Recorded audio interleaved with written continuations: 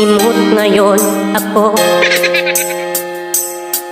Inaamin ko, naubos na ang budget ko. Hirap naman, walang natira.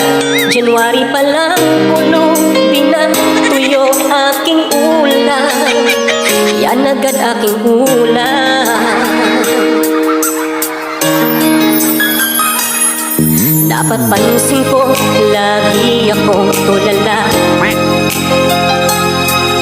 Dinibdib ko, gastos kong malala. Wallet ko ay